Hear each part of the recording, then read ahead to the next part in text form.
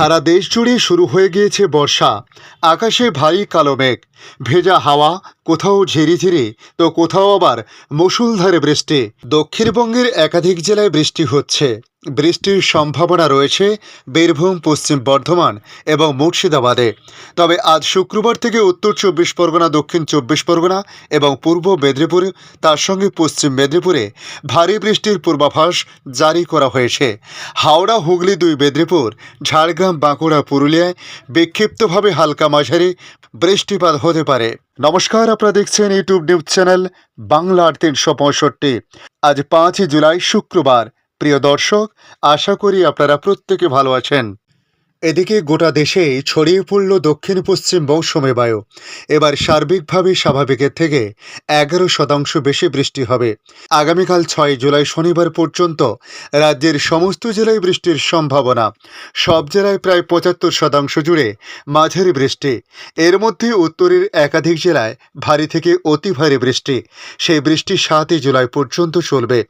8 এবং 9 জুলাই উত্তরে বৃষ্টি কিছুটা কমবে। আগামীকাল শনিবারের পর বৃষ্টি কমবে দক্ষিণে। সোমবার থেকে আরও বৃষ্টি কমবে দক্ষিণবঙ্গে, ইঙ্গিত আবহাওয়া দপ্তরের। একটি অক্ষরেখা রয়েছে মধ্যপ্রদেশ থেকে আসাম পর্যন্ত। এই অক্ষরেখাটি বিহারের উত্তরে ভারত নেপাল সীমান্ত থেকে উত্তরবঙ্গের উপর দিয়ে আসামের শিলচর পর্যন্ত বিস্তৃত রয়েছে।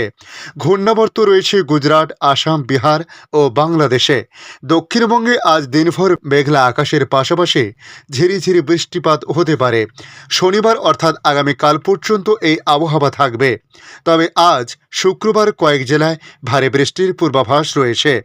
সক্রিয় রয়েছে মৌসুমী অক্ষরেখা, তার প্রভাবে বৃষ্টি দক্ষিণবঙ্গ জুড়ে। শনিবার পর্যন্ত দক্ষিণবঙ্গের সব জেলাতে ওয়াইড স্প্রেড রেইন অর্থাৎ বেশিরভাগ জেলার বেশিরভাগ অংশে বৃষ্টির সম্ভাবনা থাকবে।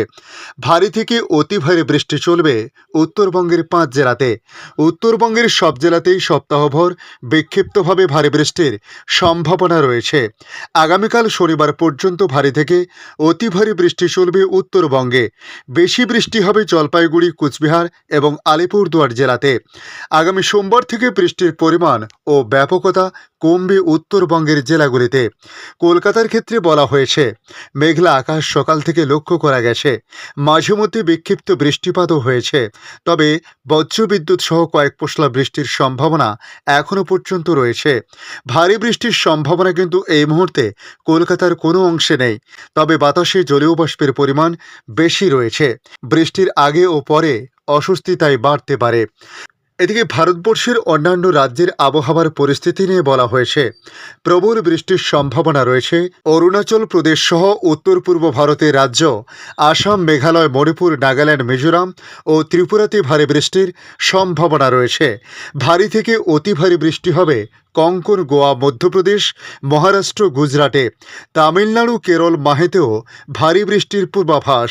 হিমাচল প্রদেশ, উত্তরাখণ্ডে প্রবল বৃষ্টির সতর্কতা জারি করেছে। বৃষ্টি হবে পাঞ্জাব, হরিয়ানা, চণ্ডীগড়, দিল্লি, উত্তরপ্রদেশ, রাজস্থান এবং ওড়িশাতেও। বিহার, ঝাড়খণ্ডেও ভারী বৃষ্টির সতর্কতা জারি করল ভারতীয় মৌসুম ভবন। এদিকে বাংলাদেশ আবহাওয়া অধিদপ্তর জানিয়েছে, সারা দেশে আজ বৃষ্টির সম্ভাবনা রয়েছে। আগামীকাল শনিবার থেকে বৃষ্টিপাত কমে দিন ও রাতের তাপমাত্রা বাড়তে পারে বলে জানিয়েছে আবহাওয়া অফিস। আজ শুক্রবার আবহাওয়ার পূর্বাভাসে বলা হয়েছে, রংপুর, রাজশাহী, ঢাকা, ময়মনসিংহ, খুলনা, বরিশাল, চট্টগ্রাম ও সিলেট বিভাগের অধিকাংশ জায়গায় অস্থায়ীভাবে দমকা হাওয়া সহ হালকা থেকে মাঝারি ধরনের বৃষ্টি বা বজ্রসহ বৃষ্টি হতে পারে। সেই সঙ্গে কোথাও কোথাও মাঝারি ধরনের ভারী থেকে অতি ভারী বর্ষণ হতে পারে।